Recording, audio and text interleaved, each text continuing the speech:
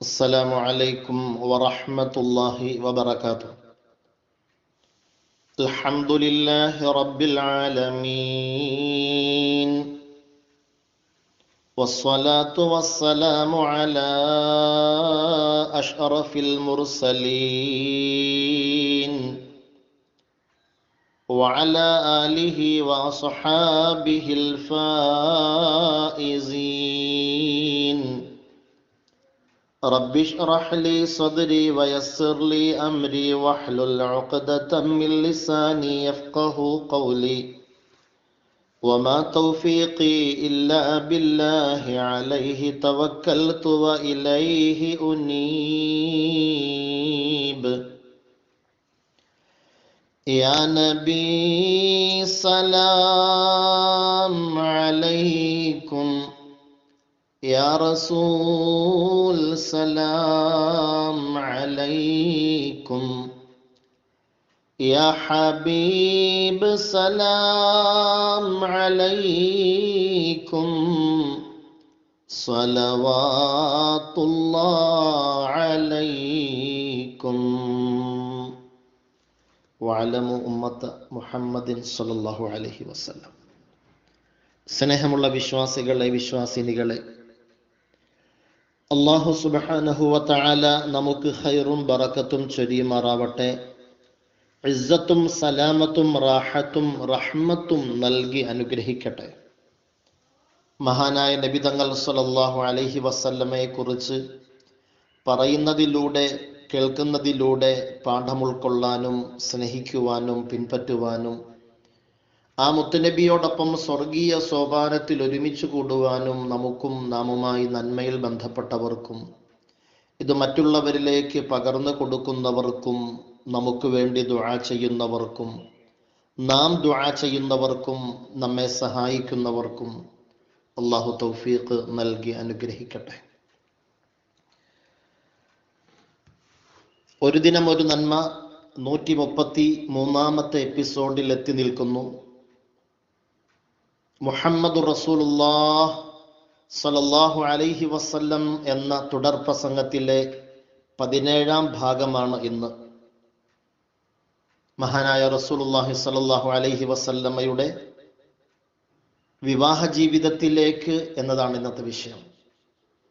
അത് പറയാനും കേൾക്കാനും അതിലൂടെ നേടാൻ പറ്റുന്ന പാഠം ഉൾക്കൊള്ളാനും അള്ളാഹു നമുക്ക് തൗഫീഖ് തരുമാറാവട്ടെ. സ്നേഹമുള്ളവരെ, ഷാമിൽ നിന്ന് കച്ചവടം കഴിഞ്ഞ് മടങ്ങി വന്നു. മൈസറയിൽ നിന്ന് മഹാനായ മുഹമ്മദ് സ്വല്ലല്ലാഹു അലൈഹി വസല്ലം എന്ന ചെറുപ്പക്കാരന്റെ മഹിതമായ സ്വഭാവ ഗുണങ്ങളെ ഖദീജ ചോദിച്ചറിഞ്ഞു. മുഹമ്മദ് സല്ലല്ലാഹു അലൈഹി വസല്ലമയെ കുറിച്ച് പറയാൻ മൈസറയ്ക്ക് 100 നാവായിരുന്നു എന്ന്. അതേപോലെയാണ് ഖദീജയുടെ മനസ്സിലേക്ക് മൈസറയുടെ വാക്കുകൾ കുത്തിക്കയറിയത്. ഖദീജ റളിയല്ലാഹു അൻഹയെ സംബന്ധിച്ചിടത്തോളം വയസ്സ് 40-ലേക്ക് എത്തി നിൽക്കുന്നു. മുമ്പ് 2 തവണ വിവാഹം കഴിഞ്ഞുവെങ്കിലും ഭർത്താക്കന്മാരുടെ വേർപാടിന് ശേഷം മക്കയിലെ പ്രശസ്തരും പ്രമാണിമാരും അവരുടെ മക്കൾക്ക് വേണ്ടിയും പല രീതിയിൽ പല വഴിയിൽ വിവാഹാലോചന വന്നിട്ട് അതൊക്കെ ഖദീജ ബീവി റളിയല്ലാഹു അൻഹ തിരസ്കരിച്ചു. കാരണം പല കാരണങ്ങൾ അതേക്കുറിച്ച് കിതാബിൽ പറയപ്പെടുന്നുണ്ട്. കഴിഞ്ഞ വിവാഹം നടത്തിയത് മഖ്സൂം കുടുംബങ്ങളിൽ നിന്നാണ്. ഭർത്താക്കന്മാരുടെ വേർപാടോടുകൂടി അവരുടെ അനന്തര സ്വത്ത് പലപ്പോഴും നല്ല രീതിയിൽ ഖദീജ ബീബി റളിയല്ലാഹു അൻഹായുടെ അക്കൗണ്ടിലേക്ക്, കൈകളിലേക്ക് വന്നെത്തി. പ്രശസ്തിയോടൊപ്പം പ്രതാപത്തോടൊപ്പം സാമ്പത്തിക ഭദ്രതയും ഖുവൈലിദിന്റെ മകൾ ഖദീജ റളിയല്ലാഹു അൻഹായ്ക്ക് കൈമുതലായി പെരുത്ത് കൂടെയുണ്ട് എന്ന് മനസ്സിലാക്കിയ പ്രമാണിമാര് പല രീതിയിൽ വിവാഹവുമായി ആലോചനയുമായി വന്നപ്പോൾ അവർക്കൊക്കെ മഹദി അവറുകളുടെ സമ്പത്തിലാണ് കണ്ണെന്ന് മനസ്സിലാക്കിയപ്പോൾ അത് മറ്റൊരു ചിന്തയില്ലാതെ ആ വിവാഹാലോചനകളൊക്കെ തിരസ്കരിച്ച് കഴിയുകയായിരുന്നു. ആ കഴിയലാണ് 40 വയസ്സുവരെ മഹദി അവറുകളെ ആ ഏകാന്തവാസത്തിലേക്ക് കൊണ്ടെത്തിച്ചത്. ആ സമയത്തൊക്കെ മക്കയിലെ ഖുറൈശി കുടുംബത്തിലും അല്ലാത്ത കുടുംബത്തിലും പെട്ട പുരുഷന്മാരെ സിറിയയിലേക്ക് വാടക നിശ്ചയിച്ചുകൊണ്ട് കച്ചവടത്തിന് അയക്കുമായിരുന്നു. ആ ഒരു അയക്കുന്ന രീതി അറിഞ്ഞ അബൂ ത്വാലിബ് സഹോദരപുത്രനായ മുഹമ്മദ് സല്ലല്ലാഹു അലൈഹി വസല്ലമയെ നേതൃത്വം കൊടുത്ത് അയക്കണമെന്ന് പറയുകയും അങ്ങനെ അയക്കുകയും വമ്പിച്ച ലാഭം നേടുകയും ചെയ്തു. തിരികെ വന്നപ്പോൾ മൈസറയുടെ 100 നാവുകൾ കൊണ്ട് മുഹമ്മദിനെ സല്ലല്ലാഹു അലൈഹി വസല്ലമയെ പരിചയപ്പെടുത്തിയപ്പോൾ മുഹമ്മദ് സല്ലല്ലാഹു അലൈഹി വസല്ലമയെ കുറിച്ചുള്ള ആ വിശ്വസ്തതയും ആ ഒരു സ്വഭാവ മഹിമയും ആ ഒരു നീതിബോധവും ആ ഒരു ഇടപെടലിന്റെ മാന്യതയും ഒക്കെ ഖദീജയുടെ മനസ്സിൽ വല്ലാത്ത ഒരു സ്ഥാനം പിടിച്ചു. അത് സ്നേഹമായി മാറി മറിഞ്ഞു. അതൊരു വലിയ പ്രതീക്ഷയായി.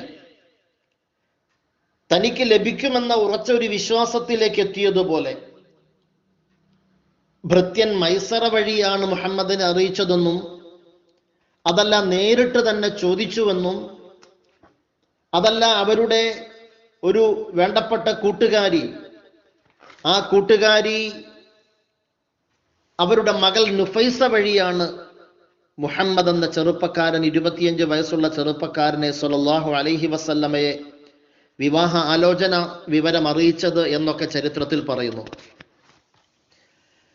മക്കത്തെ രാജാത്തിയായി വാണിടും ഖദീജ ബി മുൻദിർ മുഹമ്മദിനെ വേൽക്കാനന്ദ ജബല്ല മാലിനി മണിയായ ഖദീജ ബി ചുളുവിലായി സമ്മതം തേടുന്നേ സന്തോഷം പേറുന്നേ. സുസ്ഥിരമിൽമിക ദൂതന വിട്ട് സ്ഥിതിഗതി അഹമ്മദിനെ അറിവിത്ത് സുബ്ഹാനവരുടെ വിധി പോലൊത്ത് മുല്ലപ്പൂ ഭാഷാംഗത്താൽ തോഴിയാൽ പറയുന്നു മെല്ലെ മുഹമ്മദ് ശ്രദ്ധിച്ച് കേൾക്കുന്നു. മന്ത്രിക്കും മട്ടിലൊരു മറുപടി പറയുന്നു. പുഞ്ചിരി തൂകുന്നേ നാണം കുണുങ്ങുന്നേ. മക്കത്തെ രാജാത്തിയായി വാണിടും ഖദീജ ബി മുൻദിർ മുഹമ്മദിനെ വേൽക്കാനന്ദ ജബല്ല മാലിനി മണിയായ ഖദീജ ബി ചുളുവിലായി സമ്മതം തേടുന്നേ സന്തോഷം പേറുന്നേ. ഖദീജ ബിബി റളിയല്ലാഹു അൻഹ 25 വയസ്സുള്ള മുഹമ്മദ് സല്ലല്ലാഹു അലൈഹി വസല്ലമയിലേക്ക് ആളെ അയക്കുന്നു, അല്ലെങ്കിൽ നേരിൽ ചെല്ലുന്നു. കാര്യം ധരിപ്പിക്കുമ്പോ മുഹമ്മദ് സല്ലല്ലാഹു അലൈഹി വസല്ലം പ്രതികരിച്ചത് വഹിയ ഉമ്മു ഖുറൈശ് വ അന യതീമു ഖുറൈശ്. ഖദീജയെ സംബന്ധിച്ചിടത്തോളം ഖുറൈശി കുടുംബത്തിലെ പ്രമാണിയുടെ പുത്രിയാണ്. അവർ ഒരു ഉയർന്ന തലത്തിലുള്ളവരാണ്. വ അന യതീമു ഖുറൈശ്, ഞാനാണെങ്കിൽ ഖുറൈശിലെ ഒരു യതീമായ ഒരു പയ്യനാണ്. അപ്പൊ ഇതെങ്ങനെ ശരിയാകുമെന്ന് ചോദിക്കുമ്പോൾ നുഫൈസ് പറഞ്ഞു അത്രേ, താങ്കൾക്ക് ചിലവാകുന്ന സാമ്പത്തികമൊക്കെ ഒഴിവാക്കി തരാം, നിങ്ങളുടെ സമ്മതം മാത്രം കിട്ടിയാൽ മതി, കാര്യങ്ങൾ നടത്തുവാനുള്ള എല്ലാ ഏർപ്പാടും പ്രമാണിയായ ഖുവൈലിദിന്റെ മകൾ ഖദീജ അത് പ്രാപ്തയാണ്, കഴിവുള്ളവളാണ്, അതിന് മനസ്സുള്ളവരാണ്. സുബ്ഹാനല്ലാഹ്. മഹാനായ റസൂലുള്ളാഹി സ്വല്ലല്ലാഹു അലൈഹി വസല്ലം അതിന് സമ്മതം മൂളുന്നു. അങ്ങനെ വിഷയം അബൂ ത്വാലിബ് അറിയുന്നു. അബൂ ത്വാലിബും പരിവാരങ്ങളും കുടുംബ വീട്ടിലേക്ക്, ഖദീജയുടെ കുടുംബ വീട്ടിലേക്ക് പോകുന്നു. ഖദീജ റളിയല്ലാഹു അൻഹായുടെ പിതാവ് ഹുവൈലിദ് നാളുകൾക്ക് മുമ്പ് മരണപ്പെട്ടിട്ടുണ്ട്. അതുകൊണ്ട് ഹുവൈലിദിന്റെ സഹോദരൻ ഖദീജയുടെ പിതൃവ്യൻ അംർ ബിൻ അസദ് അവരെ കണ്ടിട്ട് കാര്യങ്ങൾ ധരിപ്പിക്കുന്നു. അവർ സമ്മതിക്കുന്നു, സന്തോഷം കൊള്ളുന്നു. ഖുറൈശി പ്രമുഖന്മാരെയും കൊണ്ട് അബൂ താലിബ് അവിടെ എത്തുന്നു. നിങ്ങളുടെ സഹോദരപുത്രിക്ക് എൻ്റെ സഹോദരപുത്രനെ വിവാഹം ചെയ്തു കൊടുക്കുന്നതിനുള്ള വിഷയങ്ങളുമായിട്ടാണ് എത്തിയിട്ടുള്ളത്. അതിനാവശ്യമായ അണിയറ നീക്കങ്ങൾ നടത്തിയെത്തി. അങ്ങനെ അബൂ താലിബ് തന്നെ ആ വിവാഹ കർമ്മത്തിന് ഖുതുബ ഓതി എന്ന് കിതാബിലൂടെ നമുക്ക് പഠിക്കാൻ സാധിക്കുന്നു. സുബ്ഹാനല്ലാഹ്. 20 ഒട്ടകങ്ങളെയാണ് മഹാനായ റസൂലുള്ളാഹി സ്വല്ലല്ലാഹു അലൈഹി വസല്ലം ഖദീജ ബീവിക്ക് മഹറായിട്ട് കൊടുത്തത് എന്ന് ചരിത്രത്തിൽ കാണാം. ഖദീജ റളിയല്ലാഹു അൻഹായുടെ പിതൃവ്യൻ അംർ ബിൻ അസദ് എന്നവരാണ് വിവാഹം നടത്തി കൊടുത്തത്. അങ്ങനെ സുന്ദരമായി വിവാഹം നടക്കുന്നു. വിവാഹം കഴിഞ്ഞ് നിക്കാഹിന്റെ കർമ്മങ്ങളൊക്കെ കഴിഞ്ഞ് മുഹമ്മദ് റസൂലുള്ളാഹി സ്വല്ലല്ലാഹു അലൈഹി വസല്ലം വീടിന് പുറത്തേക്ക് ഇറങ്ങാൻ നിൽക്കുമ്പോൾ ഖദീജ ബീബി റളിയല്ലാഹു അൻഹ മുമ്പിലേക്ക് വന്നു. ഭർത്താവാണല്ലോ, ആ ഭർത്താവിൻ്റെ വസ്ത്രത്തിന്റെ ഒരു സൈഡിൽ പിടിച്ചു നിർത്തി എന്നാണ് കിതാബിൽ പറയുന്നത്. അപ്പൊ തിരിഞ്ഞു നോക്കുമ്പോൾ ഖദീജ ബീവി എങ്ങോട്ടാണ് പുറപ്പെടുന്നത് എന്ന് ചോദിച്ചപ്പോൾ ഞാൻ എൻ്റെ പിതൃവ്യന്റെ വീട്ടിലേക്ക്, അബ്ദുൽ മുത്തലിബിന്റെ വീട്ടിലേക്കാണ് പോകുന്നത്. താങ്കൾക്ക് ഇനി അങ്ങോട്ട് മടങ്ങിപ്പോകേണ്ട കാര്യമില്ല, ഇത് താങ്കളുടെ വീടാണ്. സുബ്ഹാനല്ലാഹ്. ഒരു വിവാഹത്തിലൂടെ മാറി മറിഞ്ഞ അന്തരീക്ഷം ഇവിടെ ഏറെ ചിന്തനീയമാണ്. പാവപ്പെട്ടവനിൽ പാവപ്പെട്ടവനായിരുന്നു, എങ്കിലും വിശ്വസ്തനിൽ വിശ്വസ്തനായിരുന്നു. അനാഥ ബാലനായി വളർന്ന വേദനയുടെയും യാതനയുടെയും നീർച്ചുഴിയിൽ വട്ടം കറങ്ങിയ മുഹമ്മദ് സ്വല്ലല്ലാഹു അലൈഹി വസല്ലം 25-ാം വയസ്സിലേക്ക് എത്തുമ്പോൾ പിതൃവ്യൻ അബൂ താലിബിന്റെ എല്ലാ ഒത്താശയോടുകൂടി കച്ചവടത്തിന് പോയി വന്നു. ആ കച്ചവട യാത്രയാണ് ജീവിതത്തെ ആകെ മാറ്റിമറിച്ചത്.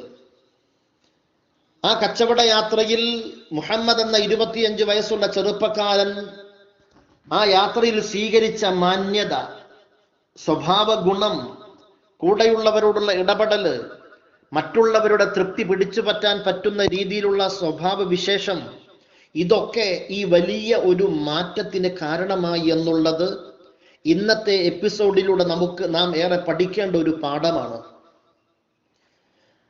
അങ്ങനെ സന്തോഷകരമായി വിവാഹം കഴിഞ്ഞു. വീട്ടിലേക്ക് മടങ്ങിപ്പോകാൻ നിൽക്കുമ്പോൾ ഖദീജ ബീബി റളിയല്ലാഹു അൻഹ തടഞ്ഞുകൊണ്ട് പറഞ്ഞു, ഇനി ഇത് താങ്കളുടെ വീടാണ്, നിങ്ങളുടെ കുടുംബക്കാരെ ഒക്കെ വിളിക്കുക, നമുക്ക് നല്ല ഒരു പെണ്ണൊട്ടകത്തെ നമുക്കിവിടെ അറുക്കാം, എല്ലാവർക്കും സദ്യ ഒരുക്കാം.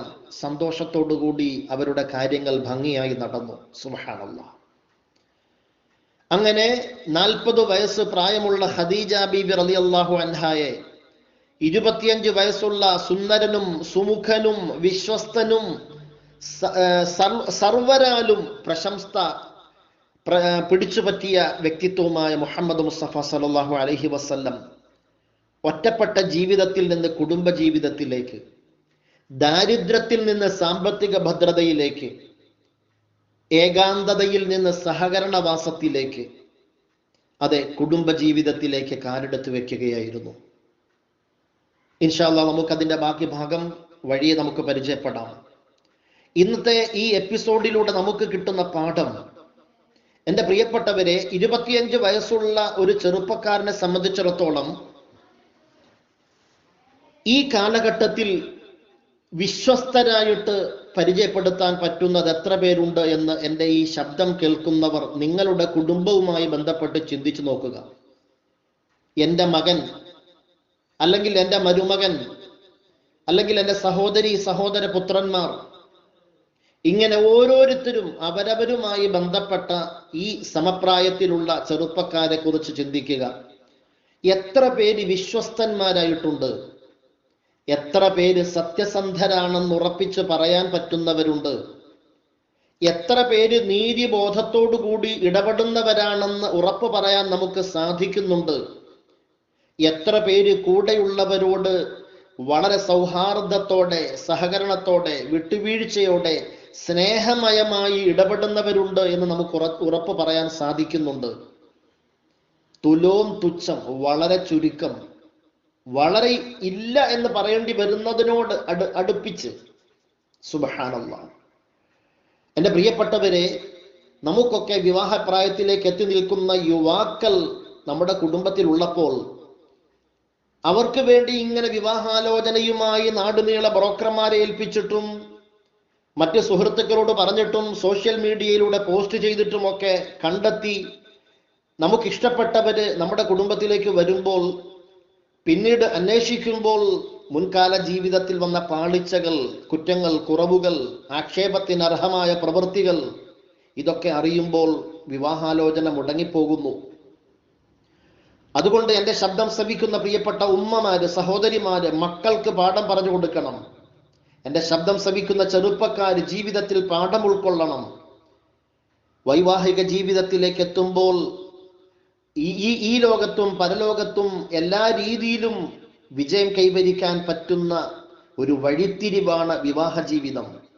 യോജിച്ച ഇണയെ കിട്ടിയെങ്കിൽ സൽസ്വഭാവവും ഗുണമഹിമയും എല്ലാ നന്മയും ഉൾക്കൊള്ളാൻ പറ്റുന്ന മാനസികാവസ്ഥയുള്ള ഒരു സ്വാലിഹത്തായ പെണ്ണിനെ കിട്ടണമെങ്കിൽ നാം ആ രീതിയിൽ ജീവിക്കണം.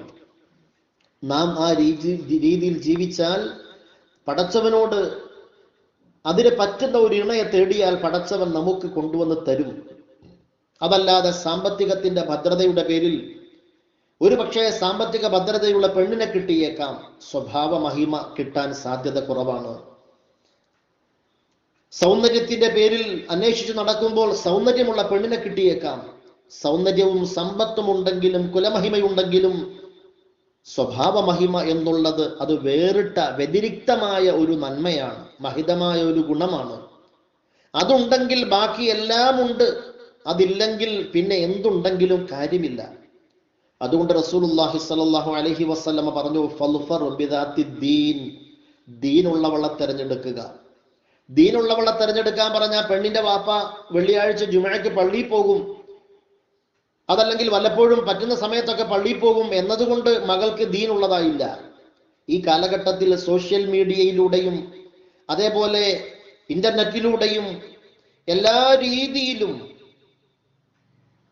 ആവശ്യമില്ലാത്ത പ്രവൃത്തികളും ഇടപാടുകളുമായിട്ട് ബന്ധപ്പെട്ട് പോകാൻ സാധിക്കുന്ന കാലഘട്ടത്തിൽ ഒരു പെൺകുട്ടി സ്വാലിഹത്തായി ഈമാനിക പരിവേഷത്തോടെ ഹറാമുമായിട്ട് പുലബന്ധമില്ലാതെ ജീവിക്കാൻ സാധിക്കുക എന്നുള്ളത് തീർച്ചയായിട്ടും മഹിതമായ സ്വഭാവത്തിന്റെ ഉടമയാണ്. ഞാൻ ഓർത്തു പോകുന്നു, ഈ കഴിഞ്ഞ ആഴ്ച നമുക്ക് വേണ്ടപ്പെട്ട ഒരു സഹോദരിയുടെ മകന്റെ വിവാഹമായിരുന്നു. ആ സ്ത്രീ അവരുടെ മകന് ഒരു പുതുപ്പെണ്ണിനെ അഥവാ മരുമകളെ തിരഞ്ഞെടുക്കാൻ കണ്ടെത്തിയ ഒരു മാനദണ്ഡം, ഇവർ ഒരിക്കൽ ഒരു ഹോസ്പിറ്റലിൽ പോയി, ഒരു ആശുപത്രിയിൽ ചെന്നപ്പോ ഒരു പരിചയമില്ലാത്ത ഒരു ഫാമിലി ഡോക്ടറുടെ റൂമിന്റെ മുമ്പിൽ കസേരകളിൽ ഇങ്ങനെ ഇരിക്കുന്നു. അപ്പൊ ഇവര് പർദ്ദ ധരിച്ച് ഈമാനിക വേഷത്തോടെ നിഖാബും ധരിച്ച് മുഖമക്കനെ ധരിച്ച് ഇങ്ങനെ പോയപ്പോ ആ ഫാമിലിയുടെ കൂടെ ഉണ്ടായിരുന്ന ഒരു ചെറുപ്പക്കാരി പെണ്ണ്, വിവാഹപ്രായമെത്തിയ ഒരു പെണ്ണ്, ആ പെണ്ണ് ഇവരെ കണ്ടപ്പോൾ സ്വാഭാവികമായി എഴുന്നേറ്റ് നിന്നു. ആരാണ് ഇക്കാലഘട്ടത്തിൽ ചെയ്യുക? കാലുമേ കാലും കയറ്റി വെച്ചുകൊണ്ടിരിക്കുന്ന സംസ്കാരമുള്ള ഈ കാലഘട്ടത്തിൽ ആ പെൺകുട്ടി വിനയം പ്രകടിപ്പിച്ചുകൊണ്ട് ഈ പർദ്ദാധാരിണിയായ പെണ്ണ് അടുത്തേക്ക് വന്നപ്പോൾ എഴുന്നേറ്റ് മാറിയത്രേ. അവർക്കിരിക്കാൻ സൗകര്യം കൊടുത്തുകൊണ്ടായിരിക്കാം, അല്ലെങ്കിൽ ഇവരെ ബഹുമാനിച്ചുകൊണ്ടായിരിക്കാം. മുൻ പരിചയമില്ല ഇവർ രണ്ടുപേരും. അങ്ങനെ ഈ സഹോദരി തീരുമാനിക്കുകയാണ്, വിവാഹപ്രായമെത്തിയ എൻ്റെ മകന് ഈ പെണ്ണിനെ വധുവായി തിരഞ്ഞെടുക്കാൻ പറ്റുന്ന ആദ്യത്തെ കാരണമാണിത്. എന്താ കാരണം? ഒരു ഇസ്ലാമിക വേഷധാരണിയായ ഒരു സ്ത്രീയെ കണ്ടപ്പോൾ എഴുന്നേൽക്കാനുള്ള, ബഹുമാനം കൊടുക്കാനുള്ള, വിനയം പ്രകടിപ്പിക്കാനുള്ള ഒരു മാനസികാവസ്ഥ. സുബ്ഹാനല്ലാഹ്. അതൊരു പ്ലസ് പോയിന്റ് ആയിട്ട് ആ ദീനീ ബോധമുള്ള സ്ത്രീ കാണുകയും അങ്ങനെ അവരുടെ കുടുംബത്തെ അന്വേഷിക്കുമ്പോൾ സാധുക്കളിൽ സാധുവായ ഒരു കുടുംബം, യാതൊരു ഡിമാൻഡും ഇല്ലാതെ നല്ല രീതിയിൽ ബിസിനസ് ചെയ്യുന്ന മകന് വേണ്ടി ഇണയായിട്ട് ആ പെൺകുട്ടിയെ തിരഞ്ഞെടുത്തു. അൽഹംദുലില്ലാഹ്, വിവാഹവും കഴിഞ്ഞു. അല്ലാഹു ആ കുടുംബത്തിന് ഖൈറും ബറക്കത്തും ചൊരിയട്ടെ. ആ തിരഞ്ഞെടുക്കൽ ആഖിറം വരെ കൊണ്ടെത്തിക്കുന്ന, സ്വർഗം വരെ കൊണ്ടെത്തിക്കുന്ന തിരഞ്ഞെടുക്കലാവട്ടെ. ഈ രീതിയിലുള്ള പെൺകുട്ടികളെ ഈ കാലഘട്ടത്തിൽ സമൂഹത്തിന് കാണാൻ സാധിക്കണം. അഥവാ ഒരു പെൺകുട്ടി എന്ന് പറഞ്ഞാൽ അഹങ്കാരമില്ലാത്ത, അഹന്തയില്ലാത്ത, ഒരു വിനയത്തിന്റെ, ഒരു മാന്യതയുടെ, ഒരു സാംസ്കാരിക ബോധത്തിന്റെ ജീവിതം. അതെ, ആ പെൺകുട്ടിക്ക് സ്വപ്നം പോലും കാണാൻ പറ്റാത്ത ഉന്നതമായ ഒരു ബന്ധത്തിലേക്ക് ചെന്നു ചേർന്നു എന്നുള്ളത് ഒരു വിനയം പ്രകടിപ്പിച്ചതിന്റെ പേരിൽ മാത്രമാണ്. മഹാനായ റസൂലുള്ളാഹി സ്വല്ലല്ലാഹു അലൈഹി വസല്ലമയുടെ മഹിതമായ ഗുണഗണങ്ങൾ മൈസറയിലൂടെ കേട്ട് മനസ്സിൽ ഉറപ്പിച്ച് സ്നേഹം അങ്കുരിച്ച ഖദീജ ബീവി മക്കയിലെ പ്രമാണി സ്ത്രീയായിരുന്നിട്ട് പോലും പാവപ്പെട്ടവനിൽ പാവപ്പെട്ടവനായ യത്തീമായി വളർന്ന, ഒന്നുമില്ല എന്ന് പ്രകടിപ്പിച്ച മഹാനായ മുഹമ്മദ് മുസ്തഫ സല്ലല്ലാഹു അലൈഹി വസല്ലമയെ വരനായി സ്വീകരിച്ച് മനസ്സ് കൊടുത്തു, ശരീരം കൊടുത്തു, സമ്പത്ത് കൊടുത്തു, എല്ലാം മുഹമ്മദ് മുസ്തഫ സല്ലല്ലാഹു അലൈഹി വസല്ലമയിൽ സമർപ്പിച്ചു. അതിലൂടെ ഖദീജ ബീബി റളിയല്ലാഹു അൻഹായ്ക്ക് എന്തെങ്കിലും കുറഞ്ഞോ? എല്ലാം കെട്ടിയവന്റെ പേരിലേക്ക് എഴുതി വെച്ചതുപോലെ. ഖദീജ ബീബി അതിലൂടെ പാവപ്പെട്ടവളായോ, ദരിദ്രയായോ? ഇല്ല. ഖദീജ ബീബിയുടെ അഡ്രസ് എന്താ? മുഹമ്മദ് മുസ്തഫ സല്ലല്ലാഹു അലൈഹി വസല്ലം എന്ന ലോകത്തിന്റെ പ്രവാചകന്റെ പത്നി പദം സ്വീകരിക്കാൻ അവസരം ലഭിച്ചു. അതെ, വീണ്ടും ഒന്നുകൂടി ഓർമ്മിപ്പിക്കുകയാണ്. മുമ്പൊരിക്കൽ കഅബാലയത്തിന്റെ സമീപത്ത് നിന്നുകൊണ്ട് ഒരു യഹൂദി പണ്ഡിതൻ, ഒരു ജൂത പണ്ഡിതൻ വനിതകളോടായി ചോദിച്ചു, അവസാന കാല പ്രവാചകൻ വരാനിരിക്കുന്നു, ആ പ്രവാചകന്റെ പത്നിപദം സ്വീകരിക്കാൻ ഭാഗ്യം ലഭിക്കുന്ന സ്ത്രീകൾ നിങ്ങളിൽ ആരാണ്? അതെ, ആ ചോദ്യം അന്ന് കേട്ട് മനസ്സിൽ ഉറപ്പിച്ച ഖദീജ എന്ന ചെറുപ്പക്കാരി, അവർ 40 വയസ്സുള്ളപ്പോൾ എത്തിയപ്പോൾ അവർക്ക് 25 വയസ്സുള്ള യുവ കോമളനായ മുഹമ്മദ് റസൂലുള്ളാഹി സ്വല്ലല്ലാഹു അലൈഹി വസല്ലമയെ ഭർത്താവാക്കാൻ സാധിച്ചു എന്നത് അവരുടെ ഗുണവും മുഹമ്മദ് മുസ്തഫ സല്ലല്ലാഹു അലൈഹി വസല്ലമയുടെ മഹിതമായ ആ സാംസ്കാരിക ബോധത്തോടുകൂടിയുള്ള ജീവിതവും ആയതിനാൽ എൻ്റെ പ്രിയപ്പെട്ട യുവാക്കളെ, യുവതികളെ, നല്ല സ്വഭാവത്തിന്റെ ഉടമകളായി നമ്മൾ മാറണം. നീതിബോധത്തോടുകൂടി ജീവിക്കുന്നവരാവണം. കടമകളും കടപ്പാടുകളും പാലിക്കുന്നവരാവണം. സ്ത്രീ സമൂഹം മൊത്തത്തിൽ വിനയമുള്ളവരായി മാറണം. നാം പ്രതീക്ഷിക്കാത്ത അത്യുന്നതമായ ജീവിതത്തിന്റെ വലിയ മാറ്റങ്ങൾ പടച്ചവൻ നമ്മുടെ മുമ്പിൽ കൊണ്ടുവന്നു തരും. അത് വലിയ ഒരു പാഠമാണ് ഇന്നത്തെ എപ്പിസോഡിലൂടെ നാം മനസ്സിലാക്കേണ്ടത്. അല്ലാഹു ഖൈറും ബറക്കത്തും ചൊരിയുമാറാവട്ടെ. വആഖിറു ദഅവതി അനിൽ ഹംദുലില്ലാഹി റബ്ബിൽ ആലമീൻ.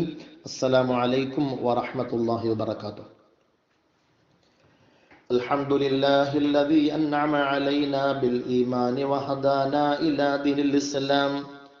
اللهم صل على سيدنا محمد وعلى آل سيدنا ومولانا محمد. അല്ലാഹുവേ അല്ലാഹുവേ അല്ലാഹുവേ, നീ ഞങ്ങളെ സ്വീകരിക്കണേ റഹ്മാനേ. നബിതങ്ങളെ കുറിച്ച് പറയാൻ കിട്ടുന്ന ഭാഗ്യം നഷ്ടപ്പെടുത്താതെ, അത് കേൾക്കാൻ കിട്ടുന്ന ഭാഗ്യം നഷ്ടപ്പെടുത്താതെ, പറയേണ്ടതുപോലെ പറയാൻ, കേൾക്കേണ്ടതുപോലെ കേൾക്കാൻ, പിൻപറ്റേണ്ടതുപോലെ പിൻപറ്റാൻ, സ്നേഹിക്കേണ്ടതുപോലെ സ്നേഹിക്കാൻ, ആ മുത്തുനബിയോടൊപ്പം സ്വർഗീയ സോപാനത്തിൽ ഒരുമിച്ച് കൂടാൻ ഞങ്ങൾക്ക് തൗഫീഖ് നൽകണേ അല്ലാ. അല്ലാഹുവേ, ഞങ്ങൾക്ക് മനസ്സ് നിറച്ച് ഈമാൻ തരണേ അല്ലാ. തഖ്വയുടെയും വിനയത്തിന്റെയും ജീവിതം നൽകണേ അല്ലാ. ഇഖ്ലാസോടെ ഇബാദത്ത് ചെയ്യാനുള്ള തൗഫീഖ് നൽകണേ അല്ലാ. നബിതങ്ങളെ കുറിച്ച് അറിയാൻ, അത് പറയാൻ ഇനിയും ഇനിയും ഞങ്ങൾക്ക് തൗഫീഖ് നൽകണേ അല്ലാ. ആ നബിതങ്ങളുടെ ശഫാഅത്ത് നേടുന്ന സൽക്കർമ്മികളിൽ ഞങ്ങളെ പെടുത്തണേ റഹ്മാനേ. അല്ലാഹുവേ, ഒരുപാട് വേണ്ടപ്പെട്ടവർ ഞങ്ങളിൽ നിന്ന് മരിച്ചു പിരിഞ്ഞു പോകുന്നു റഹ്മാനേ. ഞങ്ങളോടൊപ്പം ഹജ്ജിന് കൂടെയുണ്ടായിരുന്നവരിൽ, ഉംറയ്ക്ക് കൂടെയുണ്ടായിരുന്നവരിൽ പലരും മരണപ്പെട്ടു എന്ന വാർത്ത കേൾക്കുമ്പോൾ അല്ലാഹുവേ, ഹറമിൽ ഒരുമിച്ച് കൂടാൻ ഭാഗ്യം കിട്ടിയവരാണ്. അവർക്കൊക്കെ നീ മഗ്ഫിറത്ത് നൽകണേ അല്ലാ. അവരോട് നീ കരുണയോടെ സമീപിക്കണേ അല്ലാ. അവർക്ക് നീ ചോദ്യ മറുപടികളിൽ എളുപ്പം കൊടുക്കണേ റഹ്മാനേ. വിശാലമായ ഖബറിൽ കിടക്കാനുള്ള തൗഫീഖ് നൽകണേ അല്ലാ. അവർക്ക് വേണ്ടിയൊക്കെ ഞങ്ങൾ പാരായണം ചെയ്യുന്ന ഖുർആനുകൾ, ചൊല്ലുന്ന ദിക്റുകൾ, തസ്ബീഹുകൾ അത്യുന്നതമായ പ്രതിഫലത്തോടെ അവരുടെ ഖബറിൽ അത് ഉപകാരപ്പെടാനുള്ള തൗഫീഖ് നൽകണേ അല്ലാ. പടച്ചവനെ, ഞങ്ങളും മരിക്കാനുള്ളവരാണ്. ലാ ഇലാഹ ഇല്ലല്ലാഹ് എന്ന കലിമ ചൊല്ലി മരിക്കാൻ തൗഫീഖ് നൽകണേ അല്ലാഹ്. അല്ലാഹുവേ, ഒരു ദിനം ഒരു നന്മ എന്ന എപ്പിസോഡ് നിന്നു പോകുമോ എന്ന് ഭയന്നുകൊണ്ട് ഒരുപാട് സഹോദരിമാര്, ഒരുപാട് സഹോദരങ്ങള് പേഴ്സണലായിട്ട് വോയിസ് അയച്ചു. സങ്കടപ്പെടുത്തുന്ന വോയിസുകള്. ഉസ്താദെ, നിർത്തിക്കളയരുത് ഉസ്താദെ, നബിതങ്ങളെ കുറിച്ച് പറഞ്ഞു വരുന്ന പാഠങ്ങൾ ഞങ്ങൾ വളരെ സമാധാനത്തോടെ മനസ്സിൽ തറപ്പിച്ചുകൊണ്ട് കേട്ടുവരുമ്പോൾ പെട്ടെന്നങ്ങ് നിർത്തിക്കളയുന്നു എന്നറിഞ്ഞപ്പോ സങ്കടം വരുന്നു ഉസ്താദെ എന്ന് പറയുന്ന ഒരുപാട് വോയിസുകൾ വന്നപ്പോ, യഥാർത്ഥത്തിൽ പടച്ചവനെ നിനക്കറിയും, അത് നിർത്തണം എന്ന ചിന്തയോടുകൂടിയല്ല, താൽക്കാലികമായി അസൗകര്യങ്ങൾ കൊണ്ട് നഷ്ടപ്പെട്ടു പോയ ദിവസങ്ങളായിരുന്നു ആ ദിവസങ്ങൾ.